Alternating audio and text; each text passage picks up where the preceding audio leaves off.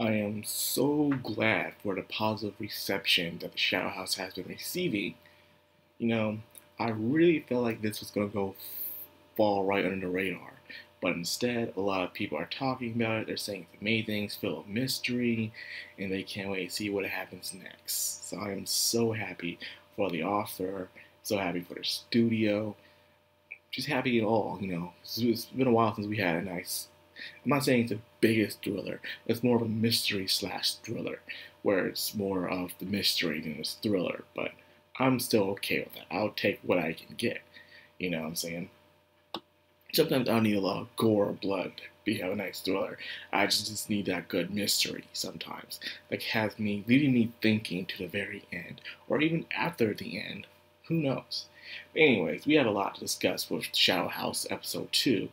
And I was wondering how should I call it? The Outside or Living Dolls. So I decided to go with Living Dolls, since that was the main focus of the episode. You know, the polar opposites, how the dolls act compared to their shadow masters, in a way. How you see Kate's perception of things, how she wakes up, everything's covered in dirt, everything they soot, everything they touch becomes a mess.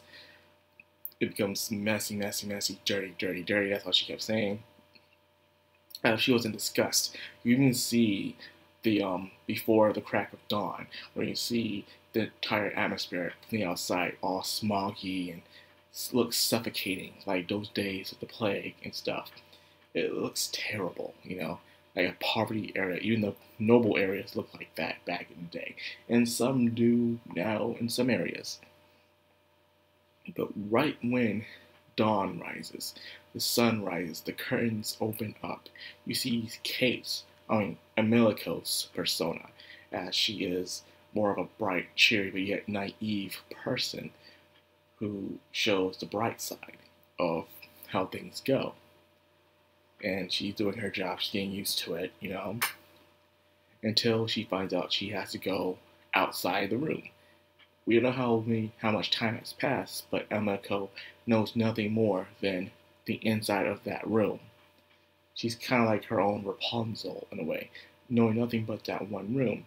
So going outside made her very scared, nervous, plus to meet other living dolls and have to clean for the sake of the Shadow House, the Shadow family. And she does see these other dolls like Maya, Rosemary, and Lou, and some others too that have yet to truly introduce themselves, but will become key players later down the story. And things are great. Having a little sing along, little musical number. Everyone's saying how they'll clean for, say, the Shadow family. The only sake for them to be there is to clean this gigantic house where the Shadow family resides. And all these living dolls are here to clean the house. They all look to be around the same age, and some are just a little bit older. I guess the older ones are somewhere else, because I bet there are older ones, of course. Now, that being said, she's going through those things where we all can relate to Emiko. Your first day, you're having a good day. Everything's going right, everything's going good. You just can't go home and say, wow, I can't wait to have this good day. Then when you get home, one little bad thing happens. Your whole entire day feels ruined. I'm pretty sure we all have that feeling sometimes, where we're enjoying our day until one little slip up and everything just falls apart. Because when she gets home, as she is cleaning, she uses one of Kate's dolls accidentally, unintentionally, to wipe off the water she accidentally spilled. And of course, this caused Kate to be extremely angry because some soot stick on the ceiling that would not come off. So Kate confronted her, saying how she doesn't treasure anything, she doesn't see anything as precious. So she walks away. So instead of, she was walling for a while until she decided, let's fix the problem. So she starts to fix the problem, and then she shows it off to Kate, and Kate forgives her, even says sorry herself, and then the soot falls off. I'm guessing the soot couldn't come off because it was an emotional thing. I'm guessing because Kate was angry, the soot could not come off until the problem was resolved. So right when Kate felt better, in a better mood, the soot fell off the ceiling. So my theories is that soot is based off their emotions, and the more they're in control of their emotions, the better they can control the soot. I'm guessing that's how it works. Now, this is where things get interesting as she is cleaning. Another thing I want to talk about, during this day and age of the plague, where children were having jobs as well, back a lot of children had jobs. There's even a thing called The Jungle, a book that was written a while ago called The Jungle, during it to stop children from working these terrible jobs.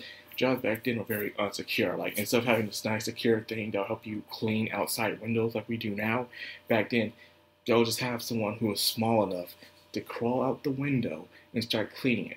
You won't believe how many deaths and fatal injuries happened back in this day. So many lives were lost just by simple tasks back in the day. Breathing into something, falling off, whatever. So many accidental deaths happened during a time of extreme workforce that was laid upon the innocent of the children. Luckily now, thanks to the laws and regulations that have been updated to today, we don't have to suffer those kind of things anymore. Less lives to be lost by such simple but yet dangerous task to be withheld. So she was about to fall, luckily, and I mean luckily, this child is blessed for a bush to be there. Like, girl, you are blessed for that bush to be there right now. But this is where it seems like again, the shadows are like nobles. And when it comes to nobles, especially high-class nobles, they have this thing called a debut. It's where the child is not allowed to show themselves to the public until a certain age. They have a ceremony. It is like a tradition that must be upheld, not just for tradition's sake, but also for the sake of the family and the child themselves. I said this a lot in my Shoko Tensei reviews, where the reason why they have debuts is because if the child is naive and very young, and people know about they have a child, do something bad to that child, for sake of power gain or revenge. They'll kidnap the child and kill the child, or doing whatever worse things they'll do to the child. So they'll wait for a child to hit a certain age to do their debut for them, to show off not just that their family blood is in good hands, but to show that the child is capable and aware enough of the dangers of the outside as well. That's the point of a debut. All about reputation and safety of the family blood. Now, so I'm guessing they were not meant to be outside, but it was an emergency until they ran into Maya, but her Shadow Master, Sarah, instead. And as you can see, Maya was acting different. Instead of being, the cheerful self we saw Maya earlier during the little cleaning regimen that was happening, she's acting a bit more angry and cruel and cold to poor little Emiko, and especially Kate, calling them a failure, and even showing them what the true purpose of a living doll is to be. And that is to copy. Copy. Let's just go with that, okay, people? Let's go with copy what the Shadow Master does. As you can clearly see, that the living doll is totally in sync with the Shadow Master. As the Shadow Master would do this, or even to the way they were acting, she was showing off the face, showing Emiko the true meanings to be a living doll. Not just to clean, but to completely act the way they're supposed to act, as a reflection, as a mirror towards their Shadow Master. And that's how it is. Kate felt very down at the end. Emiko, see, he was too switched up. Emiko feeling down at the end. And I guess Kate was feeling down too a bit. But just saying, but you've learned something. You have learned what it means to treasure something. So that is progress. I'm guessing Kate is disgusted with the Shadow House, and she's a failure. Because you can see her mind. She probably doesn't like herself in this place properly, and she probably wants to help Emiko to bring down the Shadow House. That's what I'm seeing is going, an act of rebellion towards this place, which will be very interesting. But But hopefully we'll see more and more as this world slowly starts to open up before us. I'm looking forward to it, and I hope you guys are too. And that's where I'm going to leave it for today. I hope you guys enjoyed this video. If you did, like, comment, subscribe, and of course, hit that bell icon. This has been Madcrownxox on Anime, signing out.